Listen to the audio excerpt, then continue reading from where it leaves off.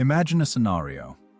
32 tons of alloy steel hurtling through a swamp where a human would sink up to his waist. By all laws of physics, this tank should have drowned after 10 meters. By all laws of war, its crew was a suicide squad. Ahead of them waits a German battery of 88s, sniper rifles designed to kill armor, from which there is no escape. But this driver knew a secret that turned his clumsy machine into a ghost. He decided to play Russian roulette with death, violating every existing instruction. What happens inside a steel box when it flies over bumps at 50 kilometers per hour? Why did elite German artillerymen, upon seeing this maneuver, abandon their guns and flee in panic, forgetting their duty? This is the story of how one insane dash broke the vaunted German discipline and saved an entire offensive. Watch to the end to find out the price of breaking regulations when the stakes are not a reprimand, but life itself. The V234 diesel engine sneezed out a cloud of black soot and fell silent. The roar that had replaced the air for the last 2 days abruptly cut off, and the silence hit the ears like a heavy cotton hammer. The only sound was the armor cooling, ticking in the June sun, and somewhere, far in the tail of the column, a tractor revved strainingly. June 1944. The Belarusian SSR, Operation Bagration, had already ground the German front into splinters. But here, by the floodplain of the Berezina River, the steel steamroller of the offensive had hit a granite pebble. We stood still. 32 tons of alloy steel, pushed to the limit, froze at the edge of the forest. 800 meters ahead, across a swampy floodplain, stretched a narrow causeway, the only artery leading to a wooden bridge. Around it lay the bog, fat, squelching mud where a man would sink to his waist and a tank would settle onto its belly in seconds. Through the vision block, the heat haze distorted the image. But even through the trembling air, it was clear. The bridge was intact. For now.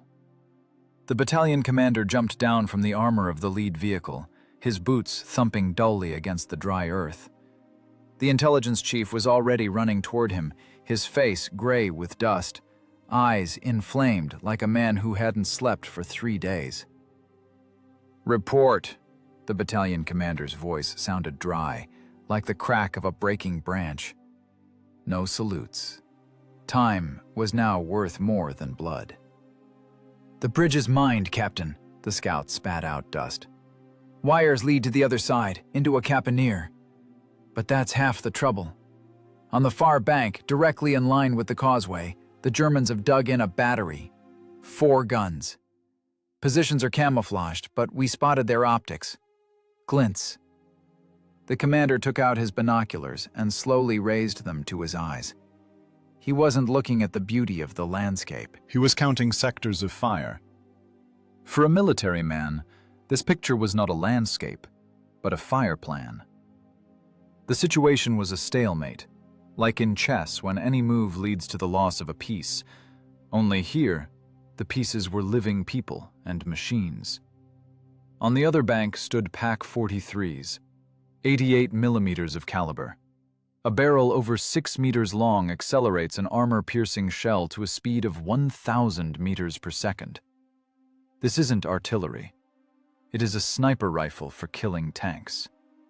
For the crew of a T-34, meeting such a slug meant instant death. At a distance of up to 1.5 kilometers, the 88 would punch through the frontal armor of the hull clean through, taking the engine and transmission with it. No chance of a ricochet.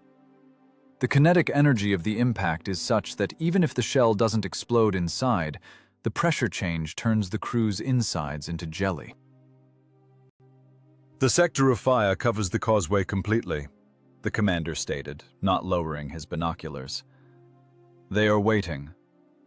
The Germans were silent. This was the most terrifying part of the show. They saw us. We saw them.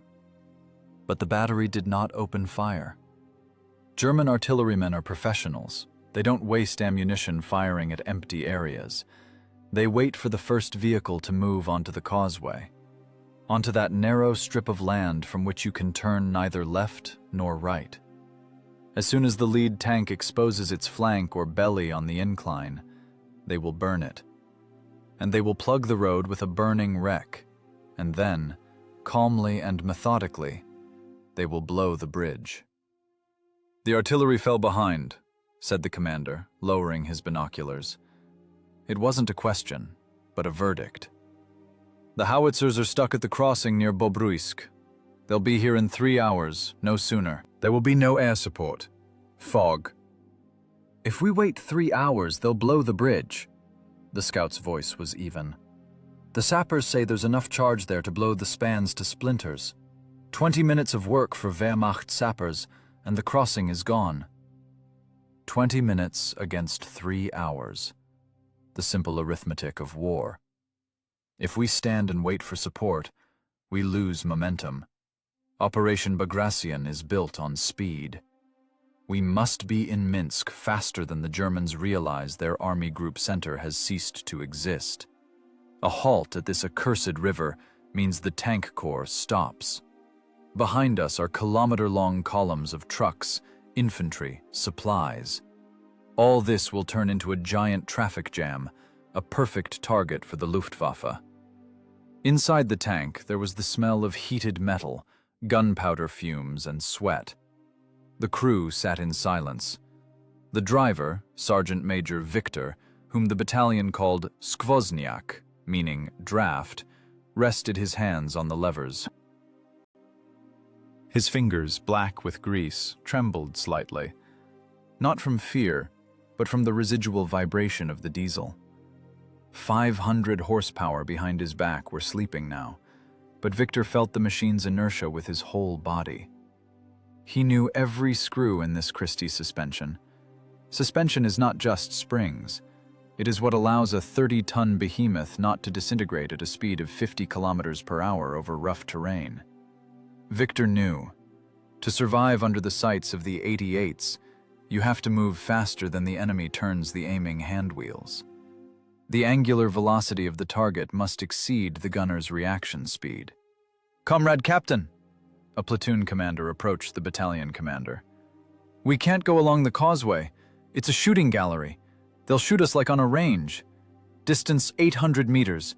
For a Pak 43, that's a point-blank shot. You don't even need to correct for wind." "I know, Lieutenant, I know." The commander rubbed the bridge of his nose. "But we can't stand still either. The Germans aren't fools. They understand. As long as we are here, they need the bridge as bait. As soon as they realize we aren't walking into the trap, they'll hit the detonator button. We are in time trouble." Dead end. A classic tactical dead end. A frontal attack is suicide. Waiting is a failure of the mission. War does not forgive indecision, but it cruelly punishes stupidity. Here, on the banks of the Berezina, the price of a mistake was measured not in rubles and not in reprimands. It was measured in death notices. The sun was rising higher, dispersing the morning haze, but over the floodplain itself, over the swamp, the fog lay in a dense, layered blanket. It clung to the reeds, hiding the outlines of the hummocks. This was that milk that pilots hate and scouts love. "There is an option," suddenly came a voice from the driver's hatch. Victor leaned out up to his shoulders. He had no right to interfere in the officer's conversation, but regulations were written in offices, and dying happened in the field. "Comrade Captain, permission to speak." The commander looked at the sergeant major's grimy face. In a normal situation, he would have sent the mechanic to clean the tracks, but right now, a normal situation did not exist. "Speak, Skvozniak." "We won't go on the causeway. They've zeroed in on every meter there.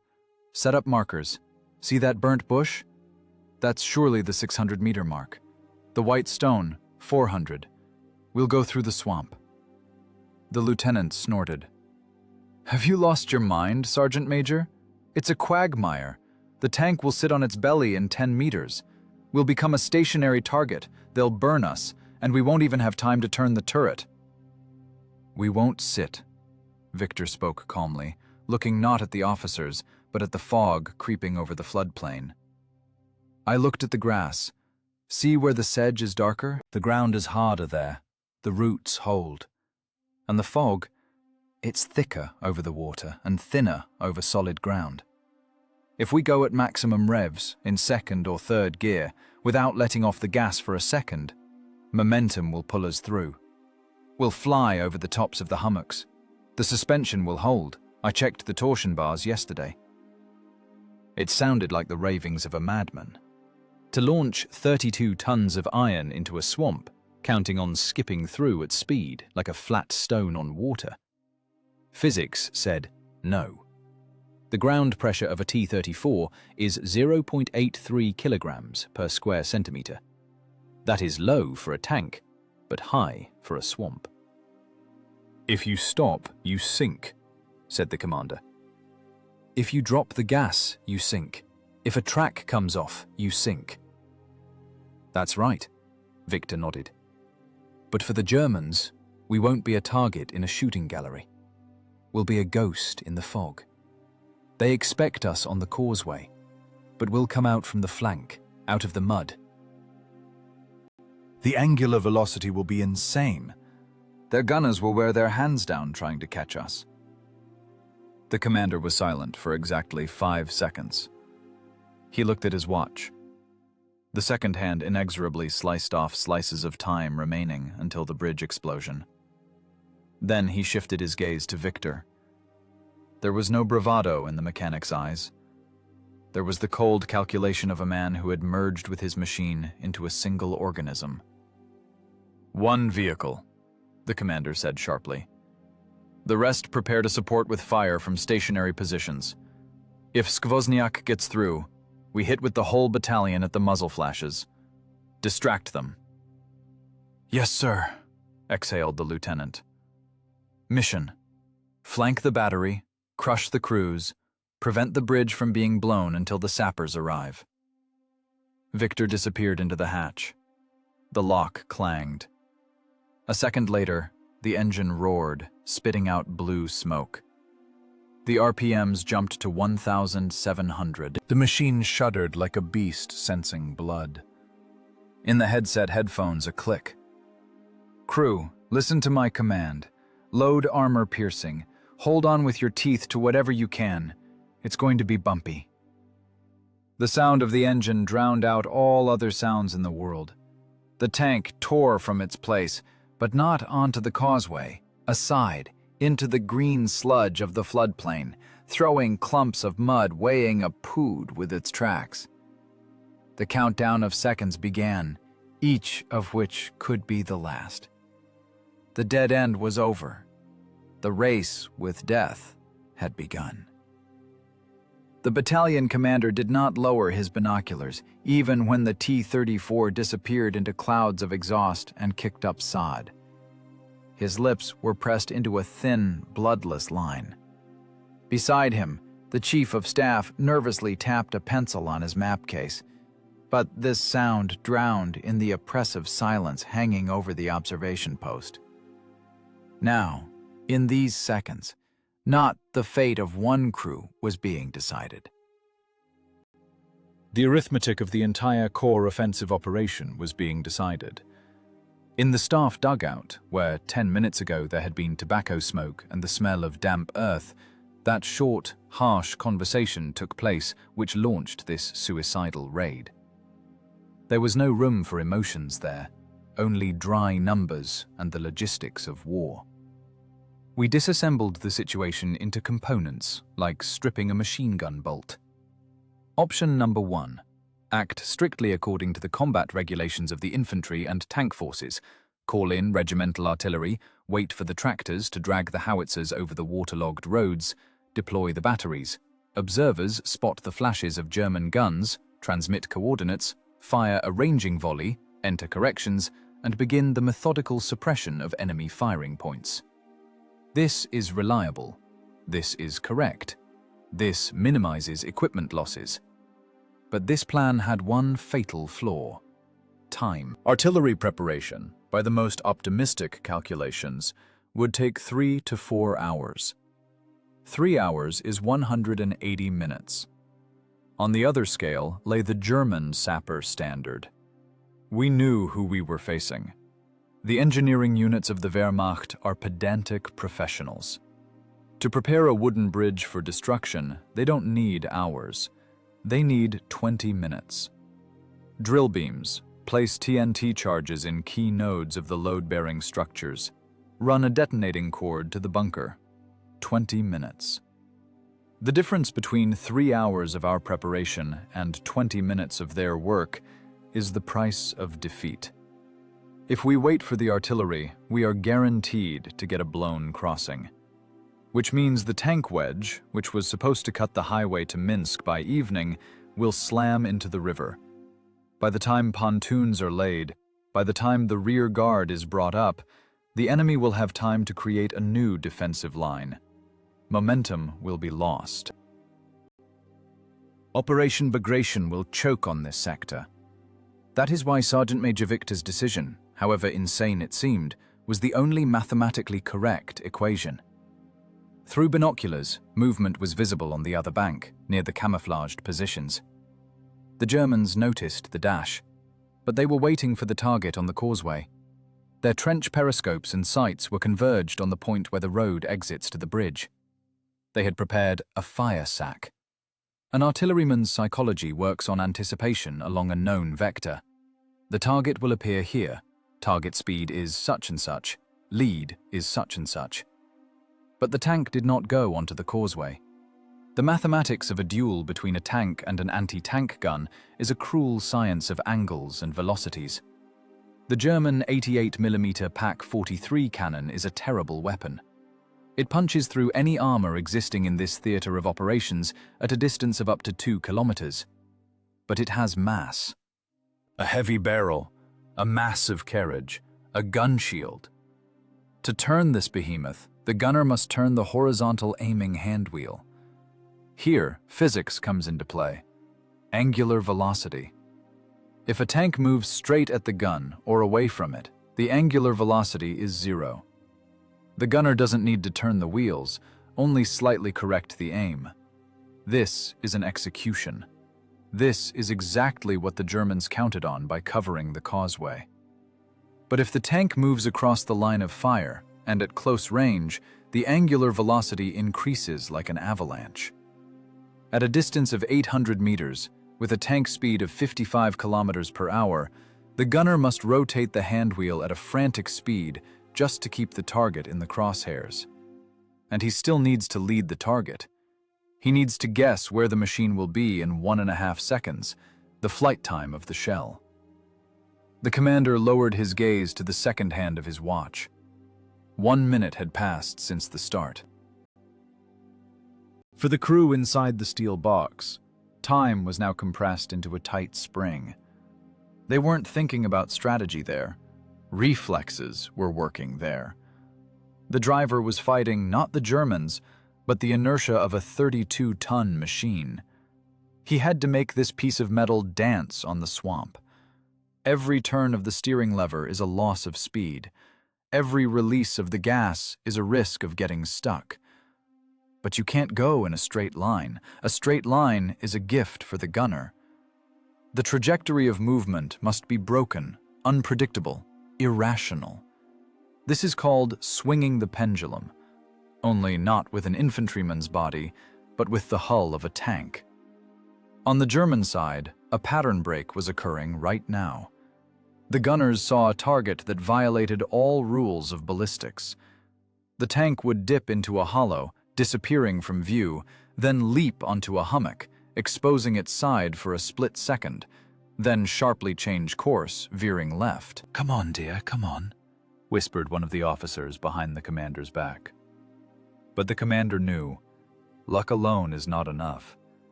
An error by the enemy is needed.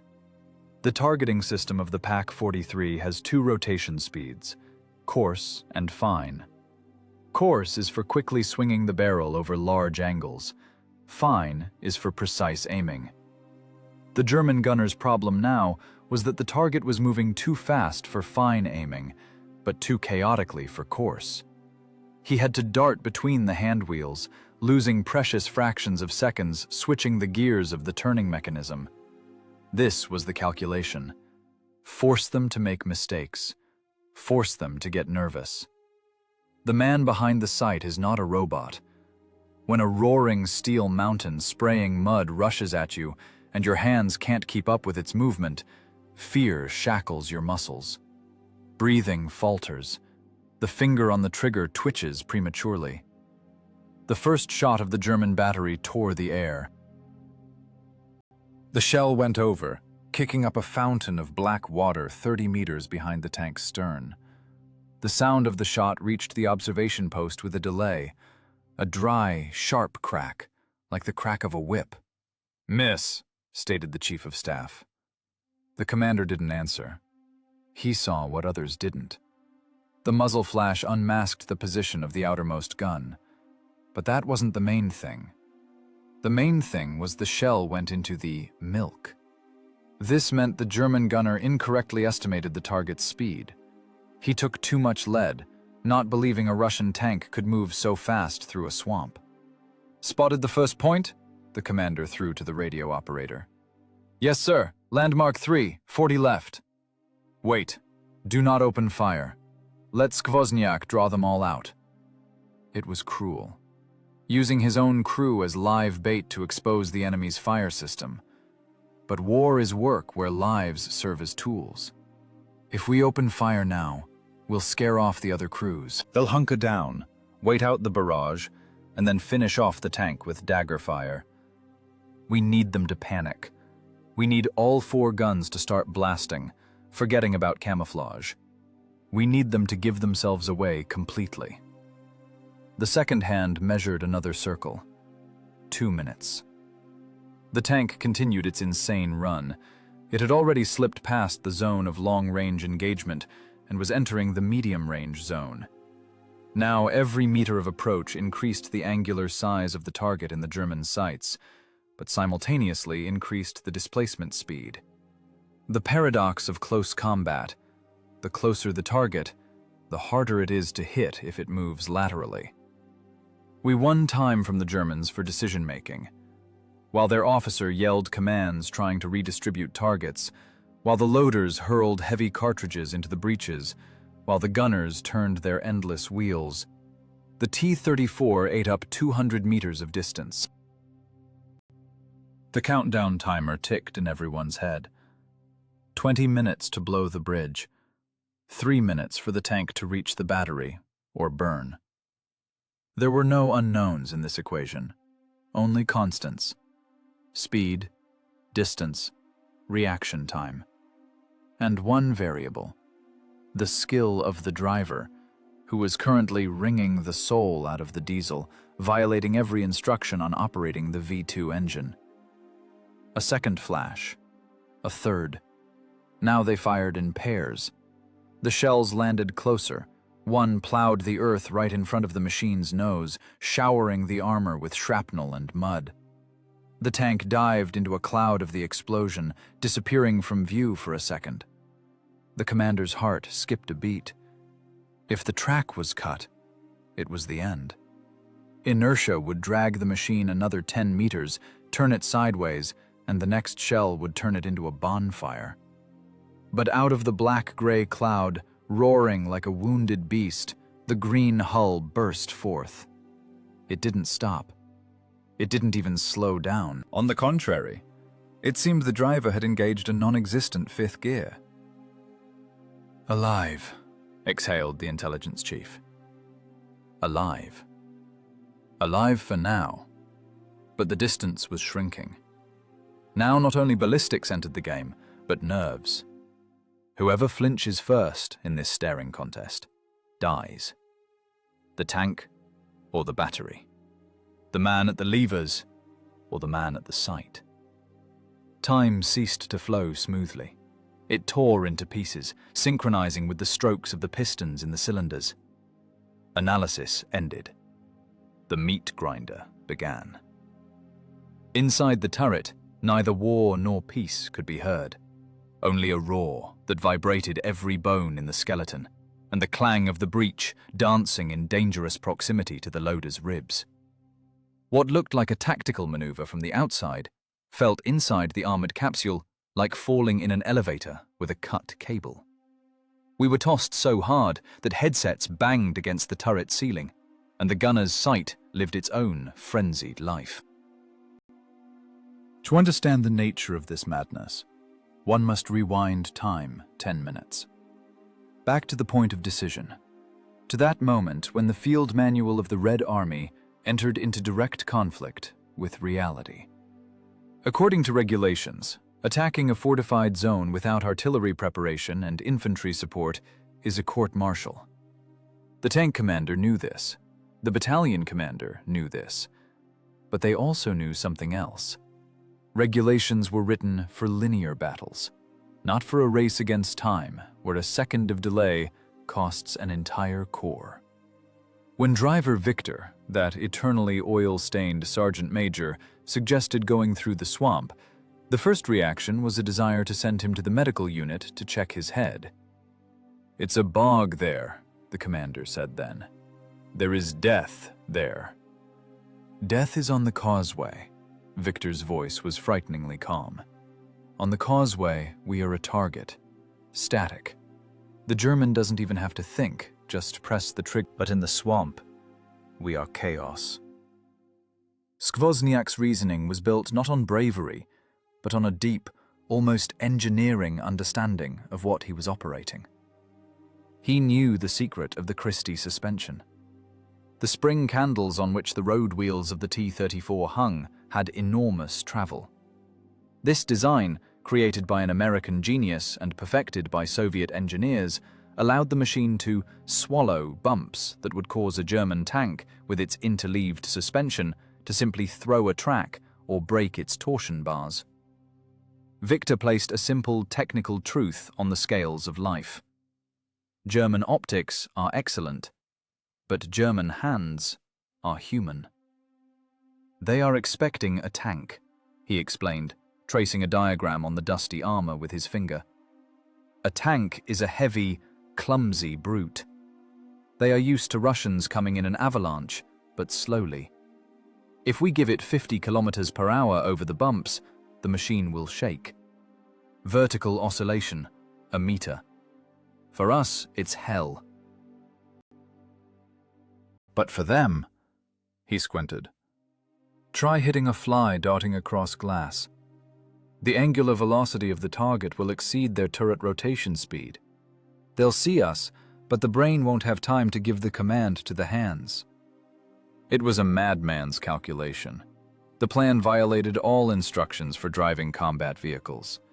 The V-234 engine is not designed to operate at maximum RPM under such shock loads. The transmission should have flown to pieces. But Victor proposed trading the machine's lifespan for the crew's life. "If the clutch burns out, to hell with it," he said. "Main thing is to slip through the sector." The crew was silent.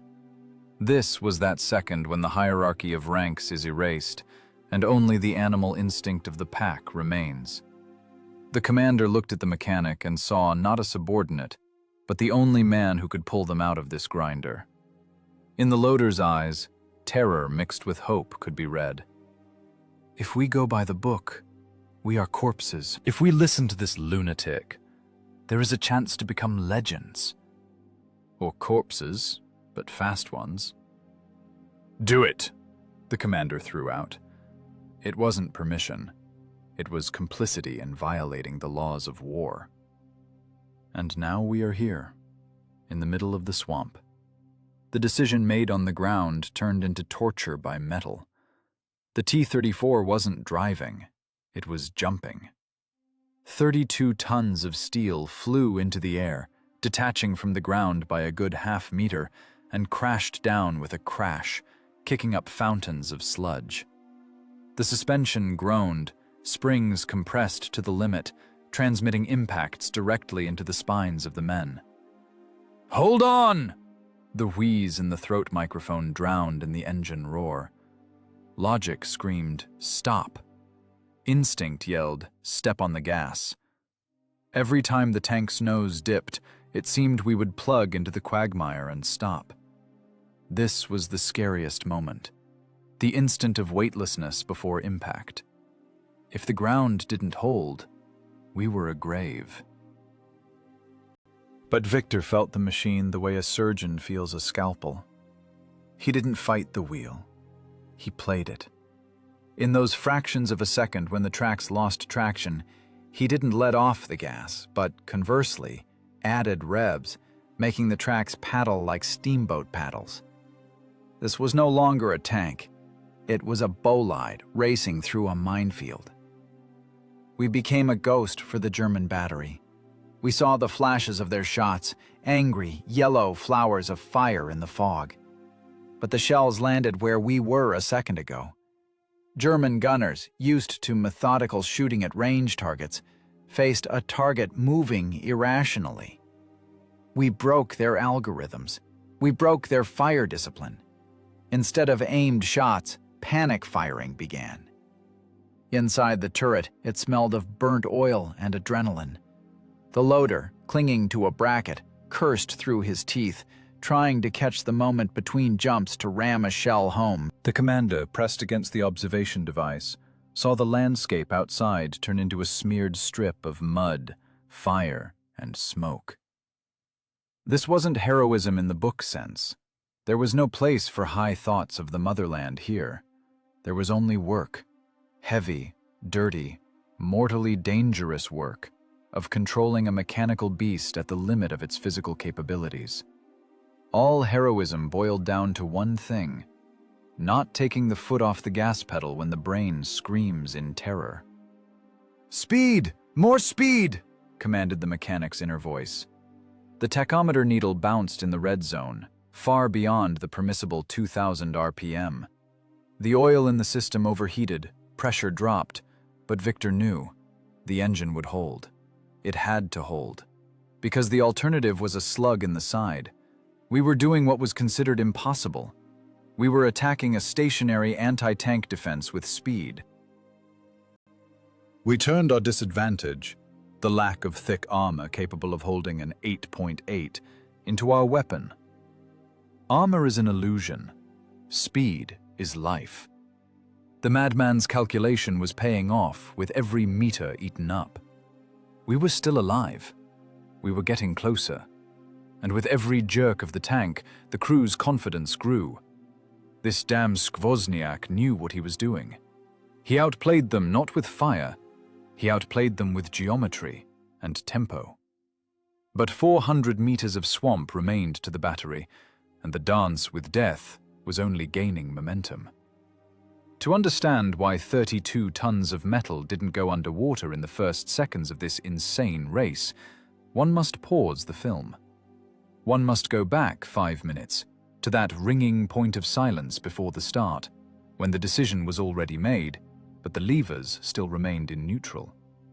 The miracle of survival in battle is often forged not at the moment of the shot, but at the moment of preparation. To an outside observer, the Berezina floodplain looked like a solid white shroud.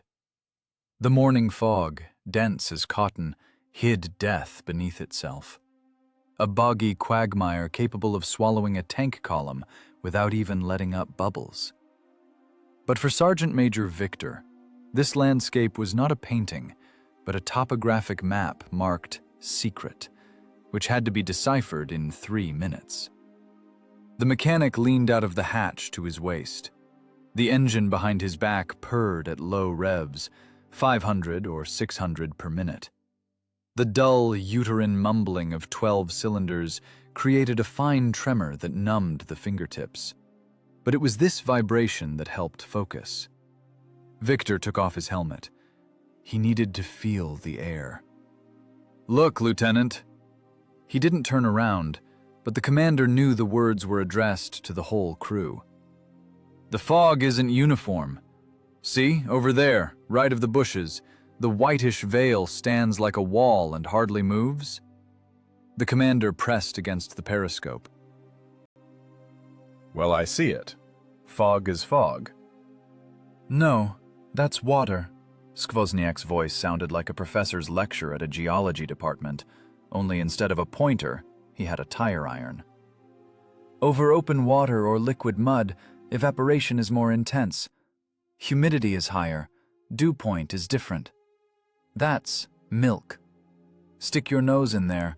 You'll go in up to the turret. And now look left, where the gap is. See, the haze is a bit grayer and torn. I see. The ground breathes there. There's a root system. The grass is dark, tough. That's sedge grass. It doesn't grow in completely rotten places. It needs a grip. That means under the sod there is a hard layer, 30 centimeters, maybe half a meter of silt, and under it, loam or sand. That is our road of life. He read the land the way a sapper reads a minefield, by barely noticeable bumps and withered grass. Only a sapper has a probe and time, and a driver has only eyes and intuition. An error in reading shades of green and gray meant not just getting stuck. It meant turning the tank into an immobile steel coffin under the sights of a German battery. Victor lowered himself into the hatch and checked the instruments. This was a ritual no less important than prayer. The water temperature needle froze at 70 degrees. Oil, 55. Perfect. Many young mechanics died because they panicked and tore off on a cold engine. The V2 diesel is a powerful but temperamental beast. If you give full load on cold oil, the pressure will spike so that it can blow gaskets or, worse, burst oil hoses. Then, in 200 meters, you'll stop with a seized crankshaft. Victor warmed up the machine gently, smoothly working the fuel pedal, revving the engine to disperse hot blood through the mechanism's veins. Pressure normal, he muttered into the throat mic. Temperature operating. Radiator louvers fully open. He looked at the swamp again through the narrow slit of the vision block. Now he was building a route. In his head, not a straight line was born, but a complex, broken curve. To that gnarled stump, a dash. It's hard there. Then, sharply left, to the hummock with brown grass. That's an eyelet. It'll give the track grip for a second to transfer momentum. Then a dip. That's sludge. Don't let off the gas. Fly over planing. And right again to the willows. It was the work of a navigator plotting a course between reefs. Only the reefs here were invisible. He memorized landmarks. A broken branch, a spot of light, a dark bush. In battle, there will be no time to look. Hands will have to remember where to turn the levers themselves. Skvozniak, are you sure? The loader's voice trembled. It's a quagmire there. Dad said a whole company vanished here in 41. They walked and were afraid to get their boots wet, Victor cut off harshly. But we'll go at speed. We have a track 500 millimeters wide. Bearing surface, like an elephant on skis. The main thing is not to let the ground realize we stepped on it. While the sod is sagging, we'll already be 2 meters ahead. He was talking about the dynamic principle of flotation without knowing the scientific terms. Statics kill. While a tank stands, it presses with all its mass on one point. The gravity vector is directed strictly downward. But as soon as 32 tons begin movement, an inertia vector appears. If the speed is high, the tank literally glides over dangerous sections, not having time to push through the upper layer of sod to the critical rupture point. It's like running on thin ice. Stop, you fall through. Run, you live. But for this principle to work, jeweler-like work with the gearbox was needed. The main clutch must work without shocks, but instantly, shifting gears in fractions of a second. Loss of RPM while shifting in a swamp is equivalent to death. Victor tightened his gloves. They were old, worn to holes on the knuckles, but he hadn't changed them since the Kursk bulge. Lucky ones. His palms sweated. He wiped them on his pants. The steering clutch levers were cold steel, polished by thousands of touches. Now they would become extensions of his arms. "Crew, attention!" The commander's voice returned everyone to reality. "Readiness report. Gun, normal. Machine gun, discs in place. Radio, receiving."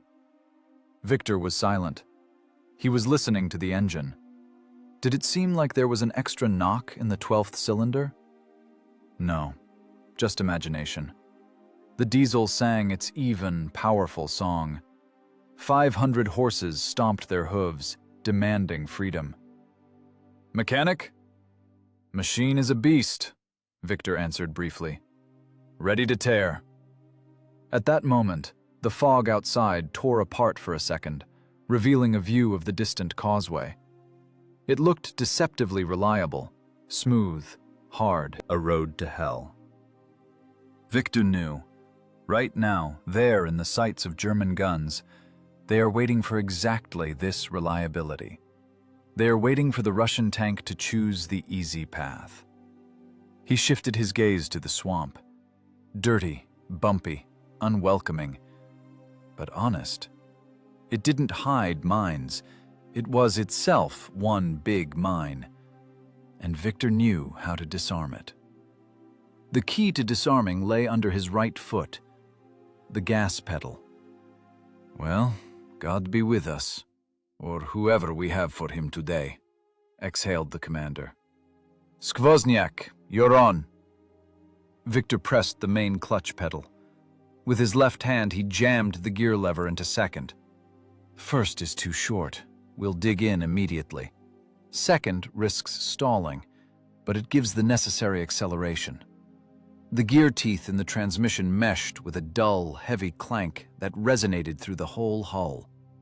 This was the moment of truth, the point of no return. Further, only forward. "Go!" barked the commander. Victor released the clutch and simultaneously stomped the gas pedal to the floor. The engine roared, throwing out a cloud of black smoke that instantly mixed with the white fog. The tracks bit into the shaky soil, tearing roots, and the tank, nose up, jumped into the unknown. Preparation was over. The war of physics against geography had begun. The moment the tracks tore through the last curtain of bushes separating the forest from the open floodplain, the concept of silence ceased to exist. The world narrowed to the size of a vision slit and filled with a roar that didn't just hit the ears, but resonated in the chest, forcing the heart to adjust to the rhythm of 12 cylinders. This wasn't a start. It was an explosion. 32 tons of alloy steel, draped with spare tracks and boxes of spare parts, flew out into the operational space with the grace of an enraged rhinoceros. Usually, tanks exit cover cautiously, on soft paws, trying not to unmask their position prematurely. But now, Sergeant Major Victor was breaking this pattern over his knee. He brought the machine to maximum revs back in the forest, using the momentum of the acceleration to skip the first meters of the stickiest mud at the tree line. The V234 engine screamed on a note close to hysteria. The tachometer needle trembled at the 2,200 mark. Exhaust pipes spat out thick clubs of black, oily soot mixed with sparks of burning oil into the fog. This black trail instantly became a flag signaling the enemy. "We are here. Shoot." It was audacity. Demonstrative, suicidal audacity. Instead of hiding in the folds of the terrain, the T-34 announced its presence as loudly as it could. Victor threw the machine into the first turn. The tank didn't go straight. It jerked left, raising a wall of mud 2 human heights high with its stern. A second later, a sharp yank on the right lever, and the multi-ton behemoth, sliding its tracks on wet grass, went into a drift, changing the movement vector by 45 degrees. Zigzag. Snake. To an outside observer, it looked like chaos. It seemed the mechanic had lost control, that the machine was being dragged around the swamp like a chip in a whirlpool. But this was cold calculation. Victor drove the tank not in a straight line, which is the shortest distance to death, but along a broken trajectory, the only one possible for survival. The physics of this process were monstrous. At every sharp turn at 50 kilometers per hour, centrifugal force tried to rip the turret off the ring, and the crew inside was smeared against the walls of the fighting compartment. The gunner, clinging to the hand wheels, growled with exertion, trying to keep his body in the seat. The loader, hugging the gun breech, prayed the heavy shell wouldn't slip from his hands and crush his legs. The Christie suspension worked at the limit of structural strength. 5 pairs of large-diameter road wheels danced their frenzied dance. Springs compressed to a metallic ring, absorbing blows against hummocks that would have broken the back of an ordinary truck. The tank would fly up, detaching from the ground with all wheels, then land with a heavy thud, kicking up fountains of water from the swamp. On the German side, at the battery of 88s, shock reigned in these first seconds. They were expecting a target. They expected the Russians to crawl out onto the causeway, expose their flank, and die. Instead, something roaring like hell rushed at them out of the fog, and it moved faster than the tactical technical characteristics of Soviet equipment in German handbooks allowed. The surprise factor worked. German observers glued to their trench periscopes saw not a tank, but a blurred green spot that changed position in space every 2 seconds. By the command passed down the chain from officer to gunners, the data was obsolete. "Landmark 2, tank! Distance 800!" screamed the German spotter. But while the gunner turned the hand wheel, the tank was already at distance 750 and had shifted 30 meters to the left. Victor felt the machine with the skin of his back pressed against the hard seat back. He didn't look at the instruments, no time. He listened to the engine and felt the ground through the levers. Right now, the right track began to slip, means clay underneath. Instant reaction. Drop the gas slightly on the right side, add on the left, straighten the machine, don't let it dig in. In the headset, there was solid swearing and wheezing. "Left! Skvozniak, left! There's a stump!" yelled the commander. "See it!" Victor yanked the left lever toward himself. The tank obediently, as if it weighed not 30 tons but 300 kilograms, wagged, bypassing the obstacle, and picked up speed again. The diesel was choking but pulling. 500 horsepower turned diesel fuel into pure kinetic energy, accelerating the steel block to the speed of an express train. It was a race not with distance, but with the reaction time of German artillerymen.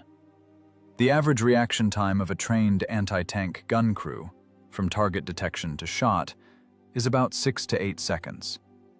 In those 8 seconds, a tank at 55 kilometers per hour covers 122 meters. 122 meters is a huge distance. It's the difference between hit and missed by half a hull. Victor knew, as long as he kept the tempo, as long as he forced the enemy gunners to feverishly spin the adjustment knobs, he was invulnerable. As soon as he stopped or went straight, he was a corpse. Ahead, through splashes of mud on the vision block, flashes were already visible. The battery had woken up. The first shell, fired in haste, passed high over the turret, cutting the air with the screech of tearing fabric.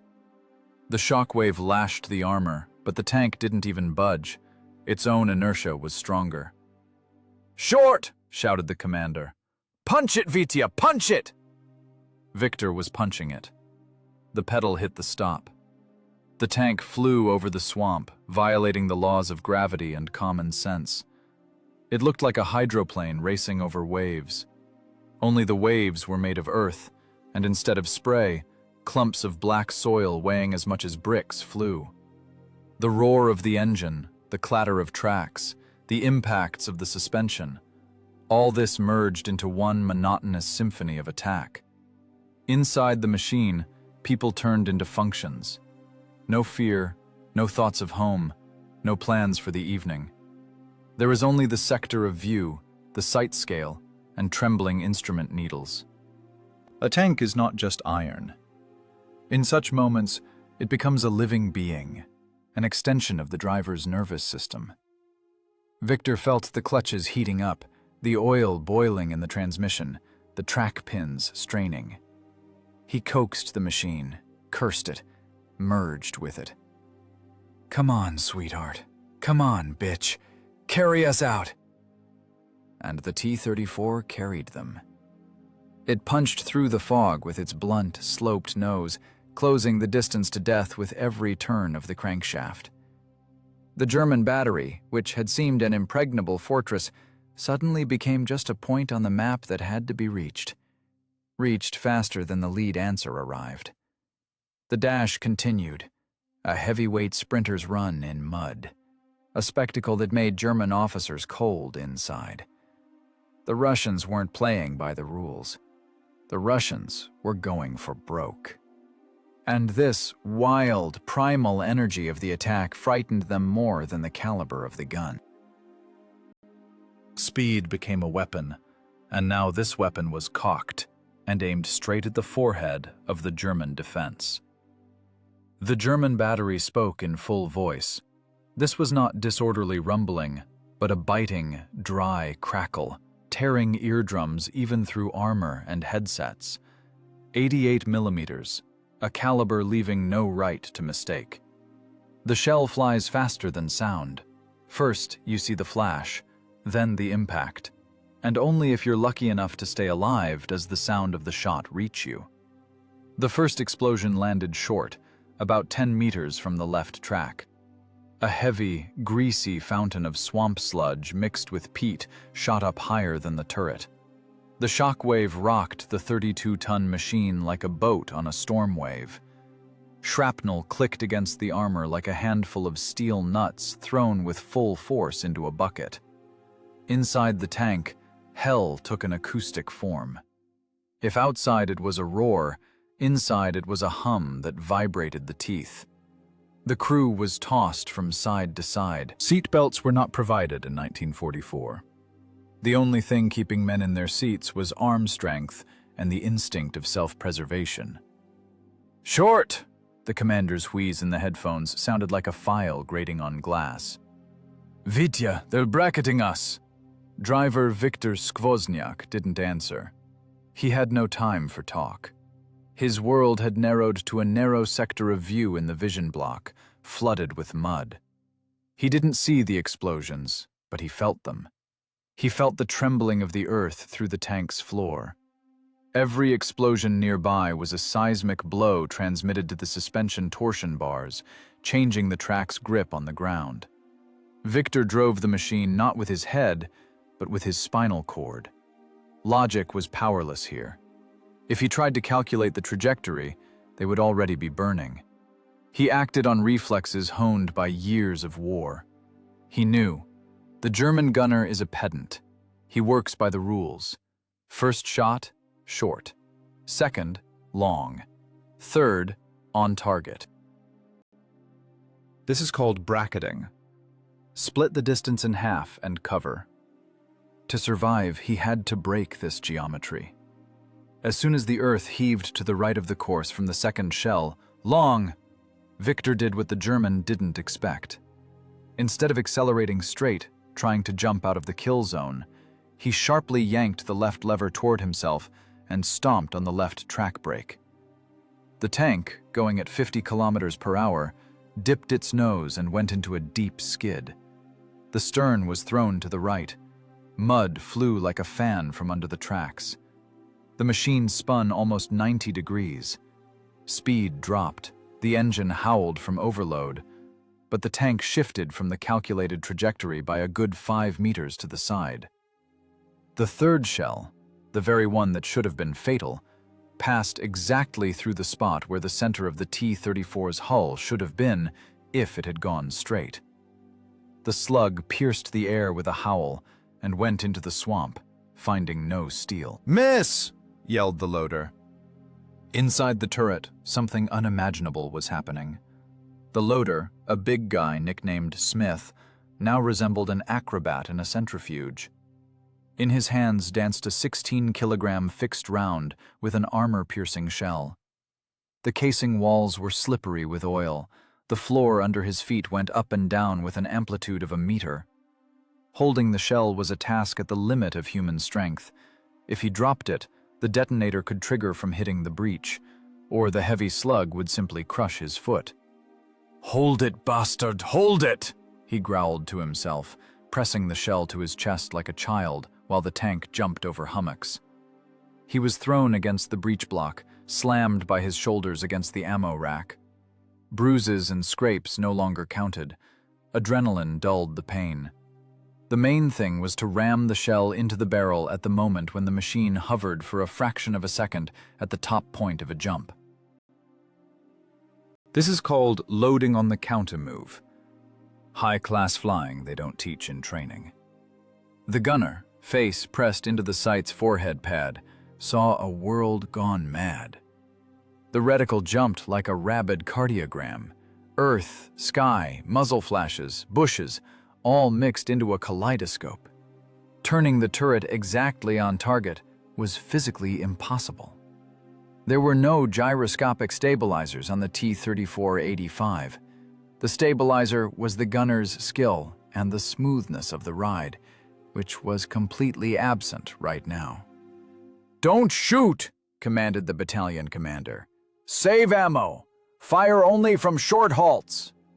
Shooting on the move in such turbulence meant simply throwing ammo into the sky. They needed to get closer, point blank, to where missing would be impossible. The German battery switched to rapid fire. Now they weren't firing singly, but in salvos. 4 barrels spewed death every 5 or 6 seconds. The air around the tank turned into a boiling cauldron of shock waves and shrapnel. Victor heard steel hail drumming on the armor. These weren't direct hits, but fragments from near misses and clumps of frozen earth hard as stone. The sound was as if someone were hitting an empty iron tank you were sitting inside with a sledgehammer. Clang! Bam! The thunder drowned out the diesel roar.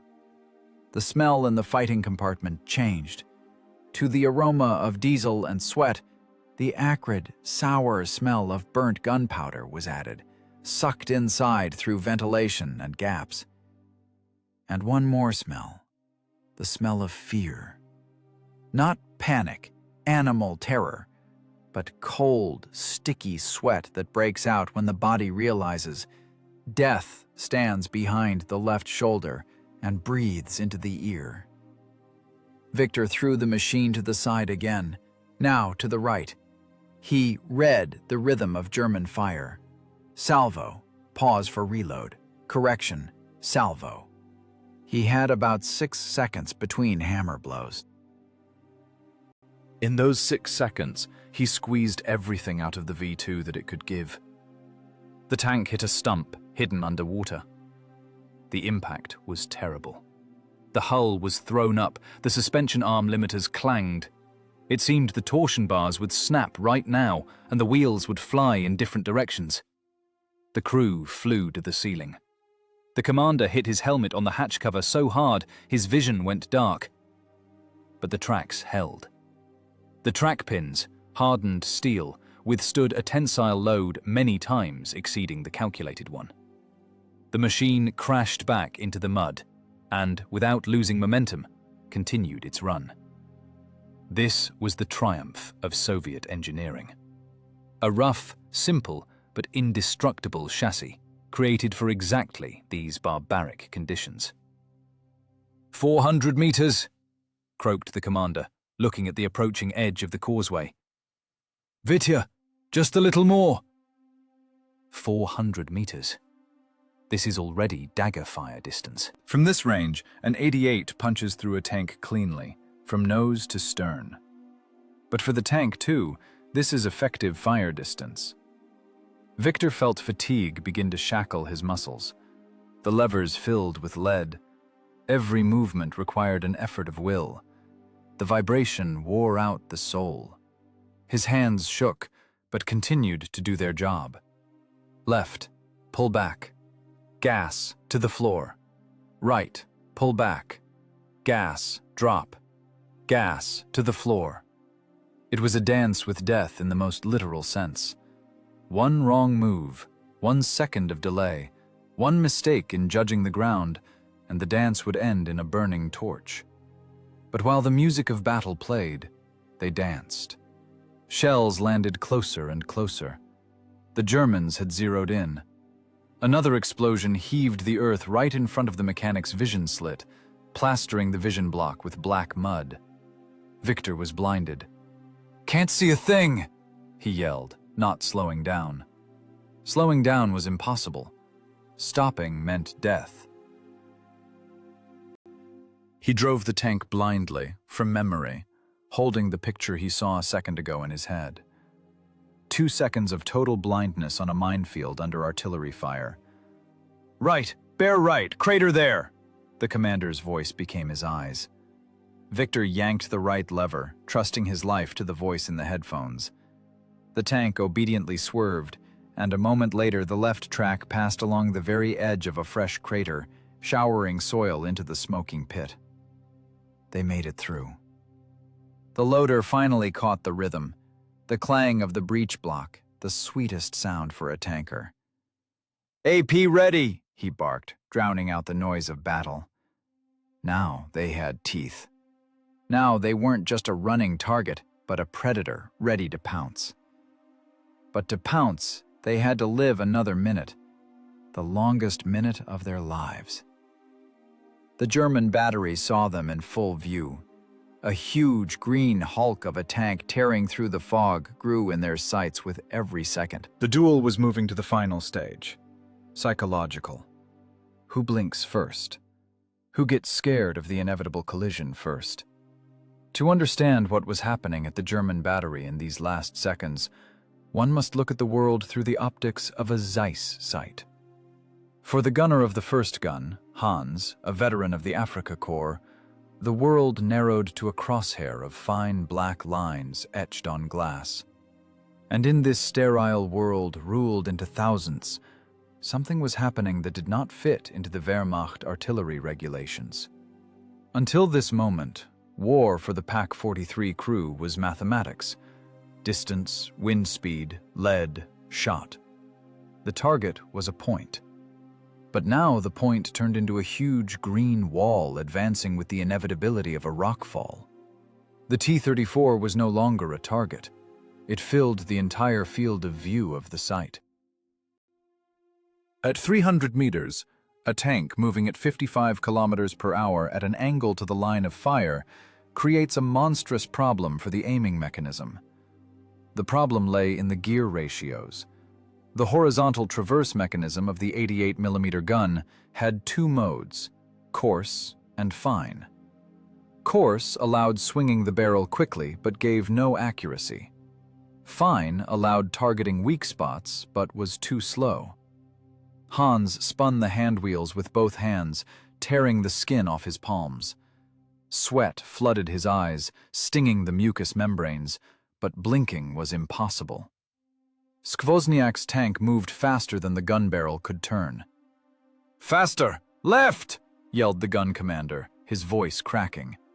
He stood with binoculars, and in his lenses, the Russian machine already looked like a monster spewing smoke and mud. Hans saw in the sight how the green side of the tank slid to the edge of the lens, leaving the crosshairs. He spun the handwheel at a frantic speed, but the heavy, multi-ton carriage with the long barrel possessed its own inertia. Physics worked against them. To stop the rotation and make an accurate shot, the barrel's inertia had to be dampened, and the tank at that time made another jerk to the side. It was a race of gears against tracks, and the gears were losing. The gunner switched to coarse traverse. The barrel jerked left, catching up to the target. The crosshair settled on the turret. "Fire!" screamed Hans. The loader yanked the trigger lever. Shot. The casing flew out of the breech with a ring, smoking. But in the sight, Hans saw not the flash of a hit, but a fountain of earth behind the tank's stern. While the shell flew these fractions of a second, while the trigger mechanics worked, While the gunpowder pushed the slug down the rifling of the barrel, the tank managed to shift 4 meters. The angular velocity of the target at such a distance was beyond limits.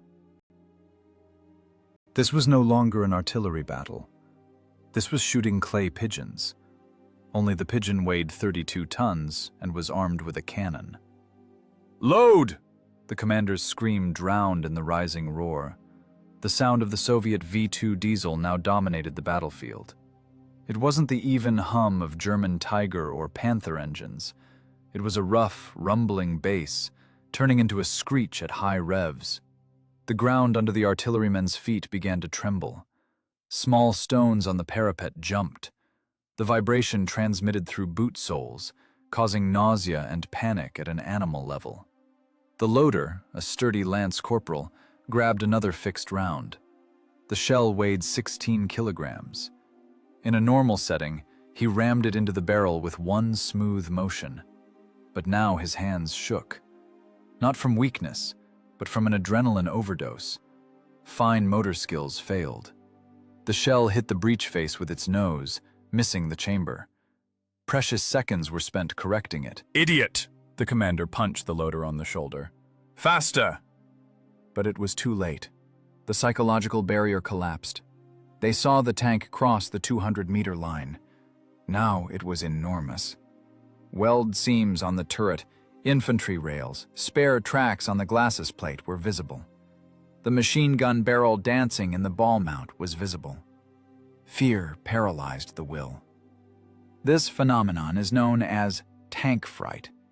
When a steel behemoth rushes at you that you cannot stop, the brain turns off logic and turns on the ancient instinct of flight. Artillerymen, the elite of the Wehrmacht, men who had gone through fire and water, suddenly felt like helpless infantry. They understood. They wouldn't make it. The tank entered the dead zone. The dead zone for artillery is the space in front of the gun where traverse angles, or barrel turning speed, do not allow firing. The tank ended up too close and too far to the side. To catch it in the sight now, the entire carriage had to be turned, digging the spades into the earth. This is impossible to do in seconds. At the neighboring gun, nerves gave way sooner. The crew abandoned the hand wheels and ran. Men jumped out of the trench, dropping helmets, and ran toward the forest, away from this inexorable force. The sight of fleeing comrades finally finished off the discipline at the battery. "Halt!" The battery commander drew his Luger. "I'll shoot!" But no one heard him. The engine roar drowned everything. The T-34 popped out of the hollow right in front of the positions. It was so close you could make out the number on the turret, splattered with mud. For the German gunner Hans, this was the end of the world. In the sight eyepiece, there was no longer a tank. There was a solid, blurred green mass that blocked the sun. He recoiled from the sight, realizing the utter pointlessness of further action. The hand wheels spun uselessly. The barrel looked into the void, where the tank had been 2 seconds ago. The Russian tank didn't shoot. It didn't need to anymore. It was a projectile itself. The kinetic energy of 32 tons, multiplied by a speed of 50 kilometers per hour, turned it into a battering ram capable of demolishing everything in its path. The gun commander lowered his pistol.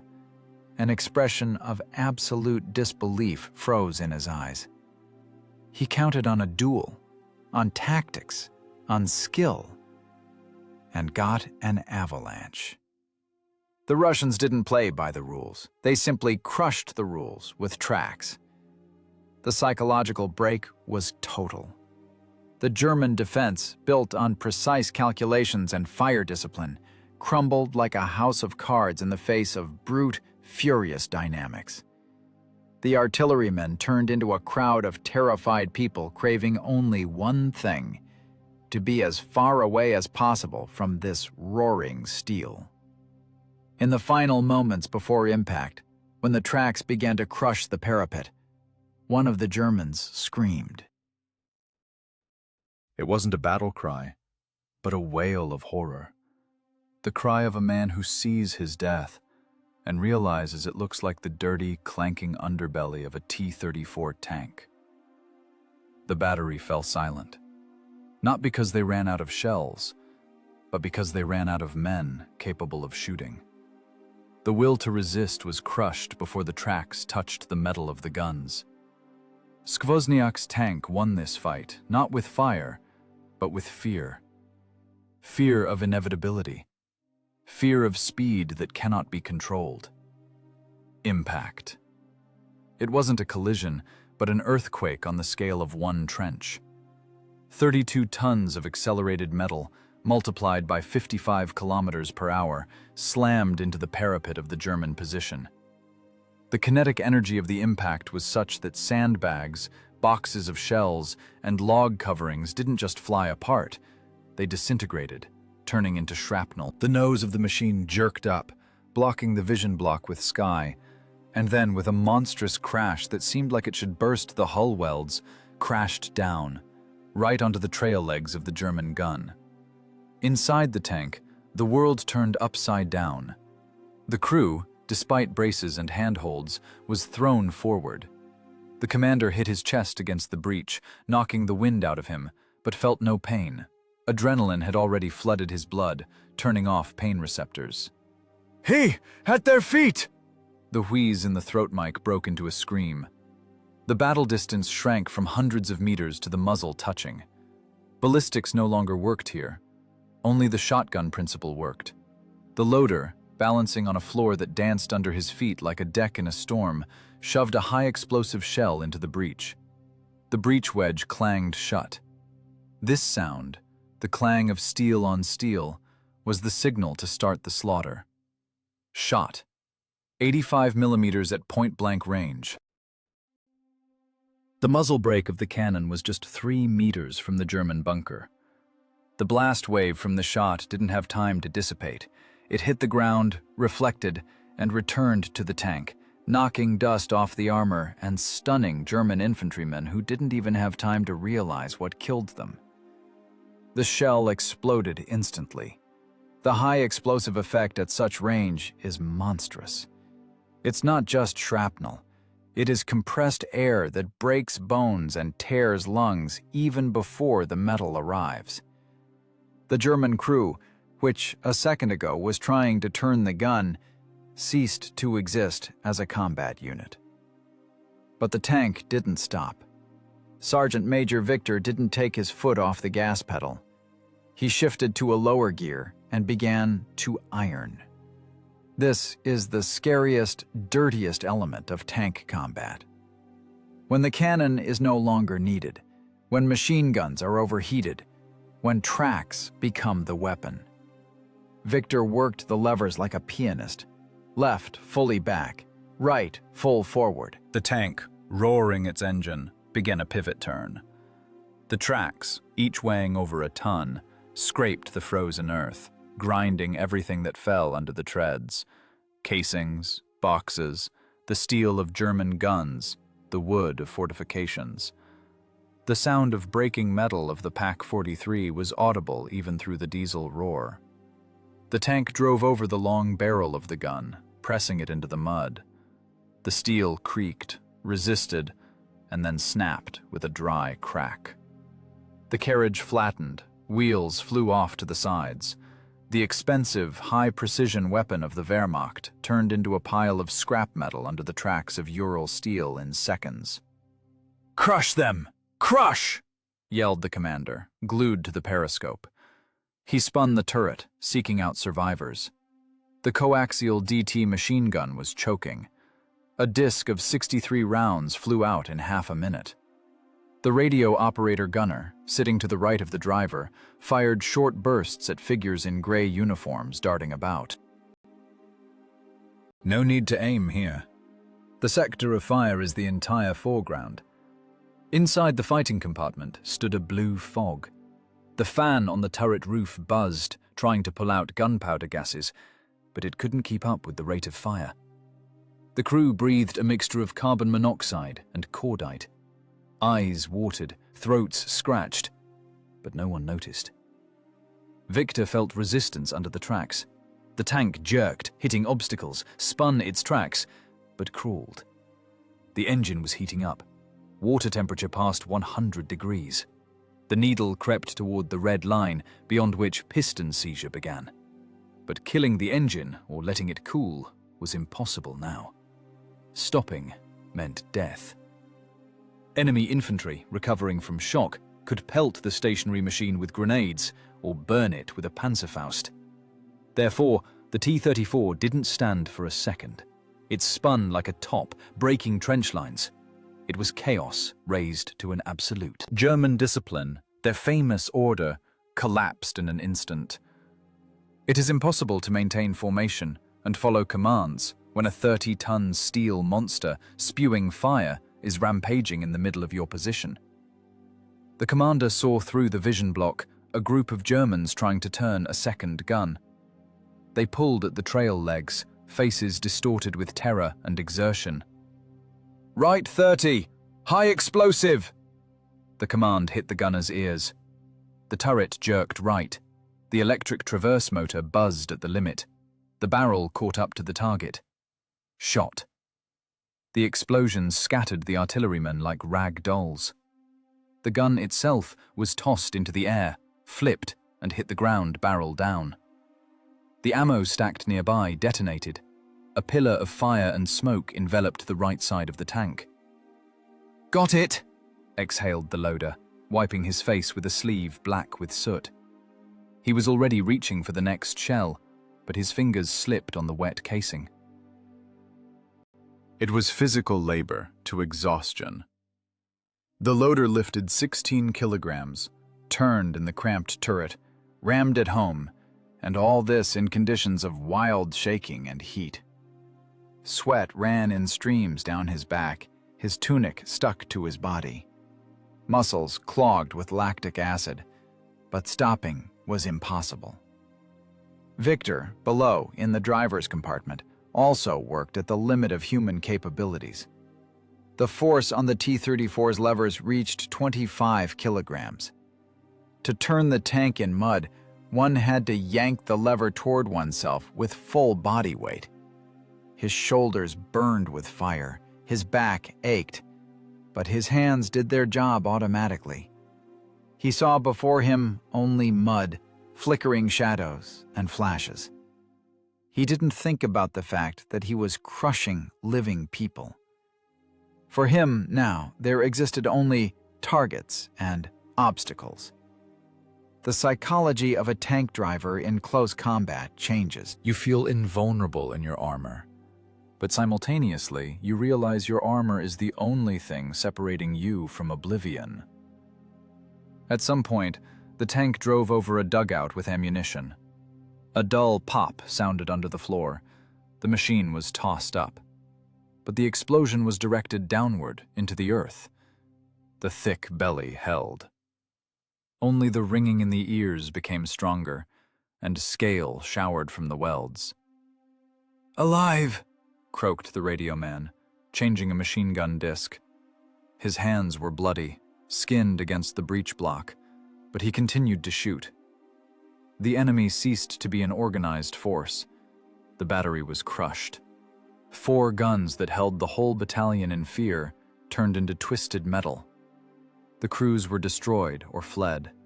Only single shots from rifles remained, clicking against the armor like peas, causing no harm. This was the triumph of brutal force, triumph of mass and speed. Skvozniak's crew did the impossible. They entered a clinch with artillery and came out winners. In close combat, a cannon has no chance against a tank if the tank is already broken into the position. The cannon is static. The tank is dynamic. Statics lost.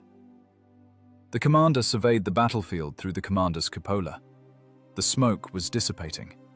Around lay twisted carriages, overturned boxes, pieces of equipment. "Cease fire!" he commanded. His voice was hoarse, alien. "Look around.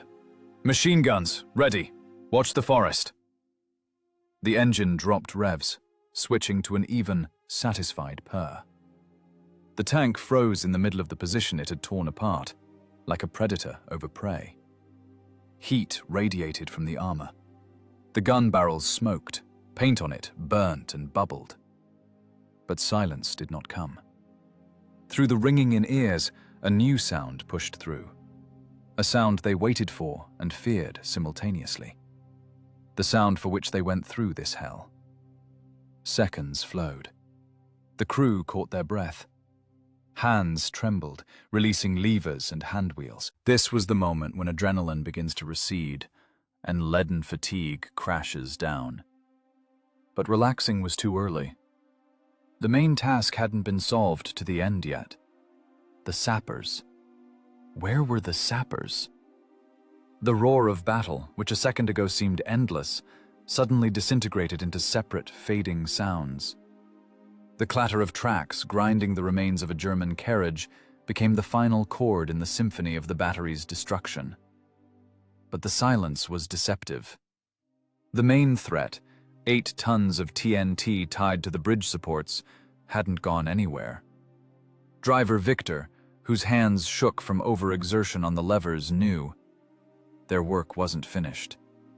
The tank, smoking, covered in soot and a layer of mud, froze on the ridge of the churned-up trench. Now it wasn't a ram, but a shield. "Sappers! Left! By the water! Cover them!" The commander's command broke through the ringing in the ears. From the coastal reeds, like gray shadows against the gray water, 3 figures emerged. These were sappers of the engineering reconnaissance platoon. Without shouts of "Hurrah!" Without wasted movements, crouching so low to the ground it seemed they were crawling on their bellies, the fighters dashed to the causeway. In their hands were no rifles, only probes and heavy metal shears. Their task was surgical.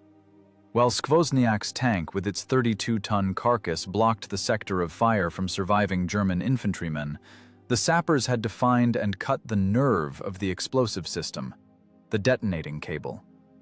Victor turned the machine's hull slightly left. The engine, overheated to a critical mark, worked fitfully, throwing out blue rings of smoke. But killing it was impossible. At any moment, a dash might be needed to cover the men with himself.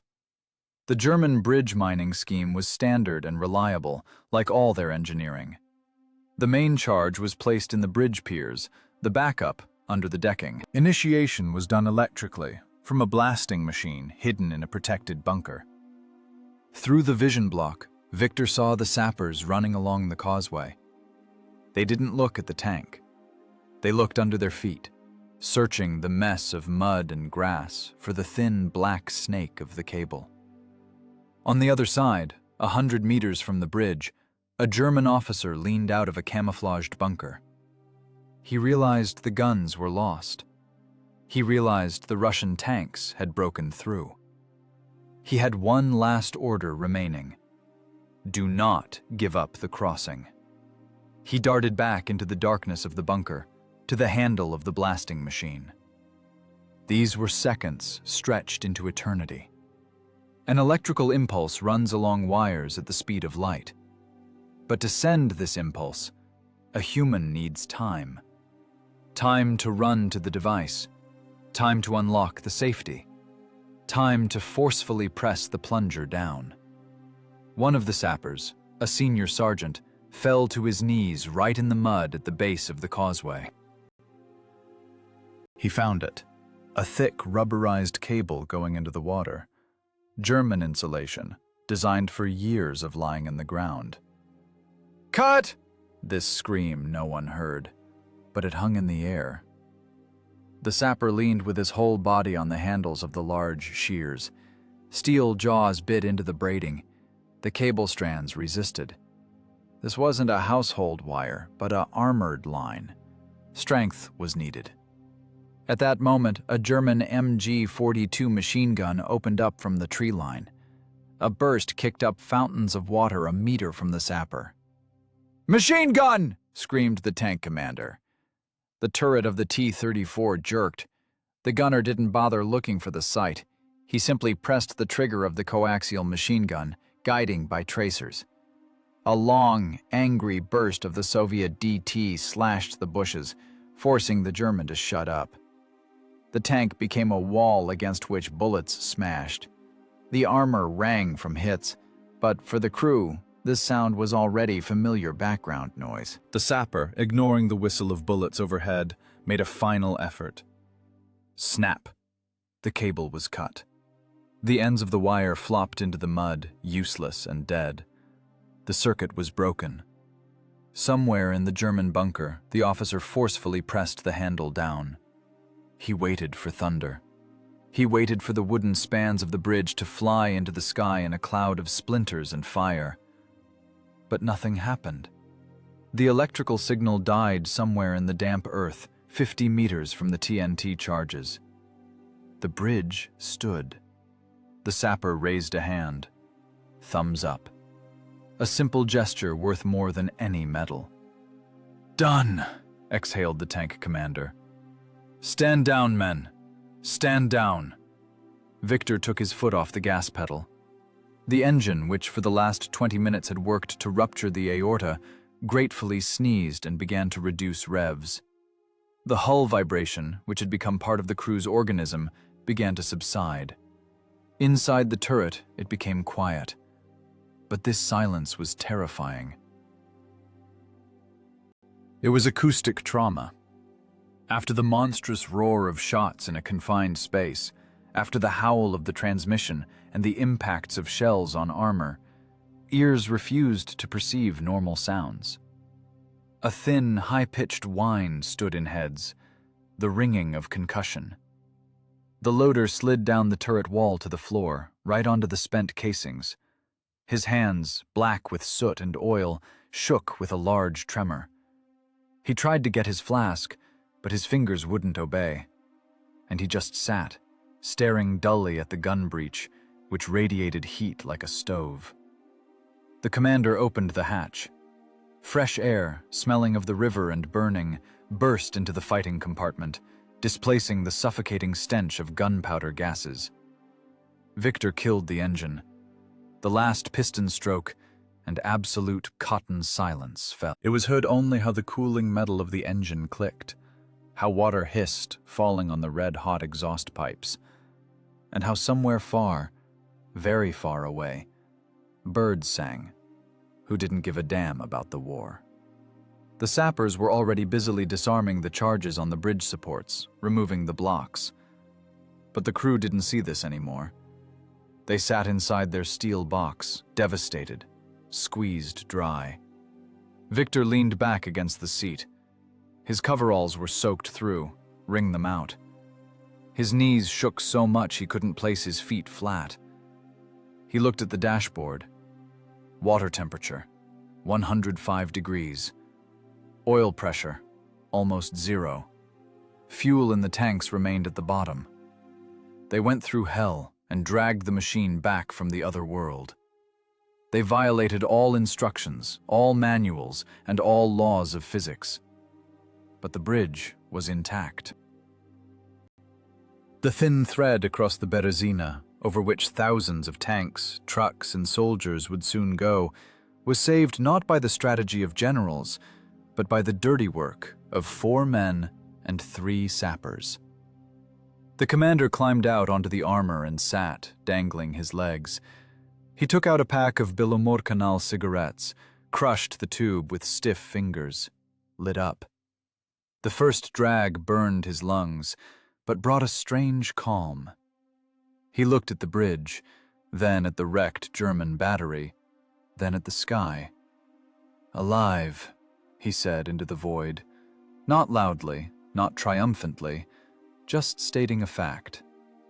Below, by the tracks, the sappers waved their hands at them. They were shouting something, probably thanking them, but the crew heard only the roar in their ears. Synchronization of actions succeeded. Tank and man worked as a single mechanism. Iron covered flesh, and flesh directed iron. An ordinary army day was beginning. The sun rose higher, finally dispersing the fog that saved their lives. Soon there would be dust, the roar of columns, the cursing of traffic controllers. But these few minutes of silence after the battle belonged only to them. Minutes when you realize that air has a taste, and the immobility of the ground under your feet is the greatest happiness in the world. The rumble that began to grow from the east 10 minutes after the silence differed from the roar of battle. It was not the torn, hysterical rhythm of a skirmish, but the even, low-frequency rumble of an approaching avalanche. The earth trembled again, but now this trembling carried no threat. It carried inevitability. The main forces of the Corps were approaching the crossing. First onto the causeway, which just half an hour ago was held under the sights of German guns, leaped a light reconnaissance armored car. Behind it, roaring engines and bathing the bushes in blue smoke, came the tanks. T-34s, heavy IS-2s, self-propelled guns. The steel stream, which until this moment had been held back by the thin dam of German defense, now poured into the breached gap. The wooden decking of the bridge groaned. The sappers, the very ones who cut wires under bullets, now stood waist-deep in water and looked with anxiety at the pilings. The bridge was rated for 16 tons, and machines weighing 46 were going over it. But the bridge held. It sagged, creaked, but held. Because Russian engineers built with a margin, and Russian tankers knew how to distribute weight. Skvoznyak's crew stood aside by their cooling machine. The tank looked gruesome. The layer of mud on the armor was so thick it hid even the tactical numbers. The gun barrel was blackened with soot, the paint on it blistered and peeled off in gray flakes. The left fender was torn off, exposing road wheels shining with polished metal. A dusty Willys Jeep drove up to the tank. A major general, the brigade commander, climbed out heavily, holding a map case. His face was gray with road dust, eyes red. He didn't look like a poster commander in a parade tunic. This was a worker of war, managing a huge, complex mechanism.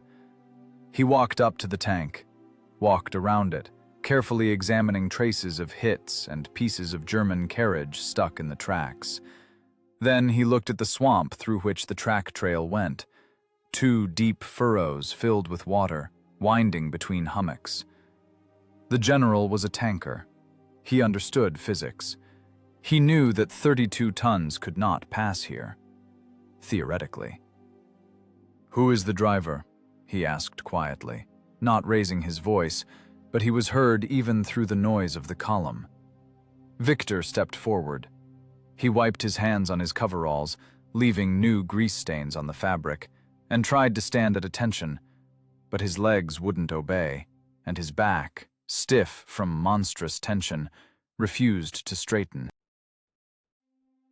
He stood, stooping, dirty, with a face looking like a coal miner's mask. "Sergeant Major Viktorov, Comrade General." The brigade commander looked at him with a long, appraising gaze. There was no sentimentality in this gaze. There was the professional respect of a master for a master. "How did you get through?" The general nodded at the bog. "It's a death trap there. Recon reported impassable." "On momentum, Comrade General," Victor answered hoarsely. "In second and third gear. With God's help and a lot of swearing." The general grinned. The smile came out crooked, tired. "On momentum. Army HQ would have my head for such maneuvers. Violation of all operating instructions. But..." He paused, looking at the column disappearing across the river. "If you hadn't gotten through, we would be standing right now waiting for pontoons, and the Germans would be digging in on the other bank." He took out a cigarette case, clicked the lid, offered a cigarette to the sergeant major. This was the highest form of gratitude available here, on the front line. Not a medal that comes in a month, but a cigarette from the general's hands, right now. Smoke, Sergeant Major. You won us a day. 24 hours. On the scale of the front, that is eternity. In these 24 hours, we will reach Bobrusk and close the cauldron. Do you understand what you did? You didn't just suppress guns. You opened the gates. Victor took the cigarette with trembling fingers, lit up from the general's lighter. The acrid smoke seemed the tastiest thing he had tasted in his life. I serve the Soviet Union, he exhaled along with the smoke. The general slapped him on the shoulder, heavily, man to man, and walked to his car. He had no time for long conversations. War is a schedule. And right now, that schedule was ahead of headquarters plans, thanks to one crew who decided that physics could be cheated. The column continued to move. Studebaker trucks packed with crates of shells, tractors with howitzers, field kitchens, ambulances. Thousands of people, hundreds of motors, and they all passed by the dirty, battered T-34 standing on the roadside. Soldiers from the trucks waved to the tankers, shouted something, but words couldn't be made out in the general roar. Victor leaned his back against the armor of his tank. The metal was hot. The engine cooled slowly, giving off accumulated heat. This heat penetrated through the coveralls, warming his aching back. He felt the tank breathing. The clicks of cooling steel were like the heartbeats of a huge beast that had just run a marathon and was now recovering its breath. He looked west, to where the road went, to where the sun was setting, painting the sky in crimson tones. There, over the horizon, was Minsk. There was Germany. There was victory. At that moment came realization, not pride, not vanity, but a calm understanding of the essence of what happened. Heroism in this war is not beautiful poses and not loud words before the formation. Heroism is the extreme concentration of professionalism. It is knowing by how many degrees the oil heats up at full throttle. It is the ability to feel the track's grip on the ground with fingertips. It is the ability to make a decision in a fraction of a second when regulations say stand and wait. The T-34-85 tank, a machine created for mass production, simple and rough. But in the hands of a master, it turned into an instrument of precise, surgical strike. The Christie suspension, designed for racing speeds, the V2 engine, created by aviation engineers, all this came together into a single system that allowed the impossible to be achieved. Victor smoked the cigarette down to the cardboard mouthpiece, threw the butt into the mud, and ground it out with his boot. His hands stopped shaking. Adrenaline left, leaving room for heavy, leaden fatigue. But it was a good fatigue. The fatigue of a man who honestly did his job. Well, Skvozniak, the tank commander walked up. He also looked like a ghost, face black, only eyes and teeth shining. Start her up. They're waiting for us. The techs promised to bring new wheels and change tracks by evening. But for now, we go like this. Lame, but angry. I'll start her, nodded Victor. Where's she gonna go? She's a survivor. He climbed onto the armor. With a familiar movement, he slid into the driver's hatch. The familiar smell of diesel, oil, and sweat met him like home. He put his hands on the levers. They were still warm. Pressing the starter button, compressed air hisses in the cylinders. The engine reluctantly, lazily turns over, and suddenly catches, exploding with a steady, powerful rumble. 500 horsepower woke up again. The tank jerked, shaking off the stupor, clanked its tracks and slowly crawled onto the road, falling in at the tail of the passing column. It went west, dissolving into clouds of dust raised by thousands of wheels. In history textbooks, this episode will enter as a meager line. The advanced detachment of the Tank Corps forced the Berezina River on the move, ensuring a high tempo of the offensive. They won't write there about the gunner's frantic heartbeat. They won't write about how the mechanic read shades of grass in the fog. They won't write about the smell of a burnt clutch. But history is not written in ink. It is written in blood, sweat, and grease. And this raid through the fog will remain an eternal monument to the fact that the most formidable force in war is not the caliber of the gun and not the thickness of the armor. It is the man who merged with his machine into a single whole. The man who knows that courage takes cities, but skill liberates them. The column went over the horizon. Dust slowly settled on the churned-up earth, on the wreckage of German guns, on the saved bridge. The Berezina flowed on, calm and indifferent, carrying away in its waters the ashes of a great battle. The way to Minsk was open.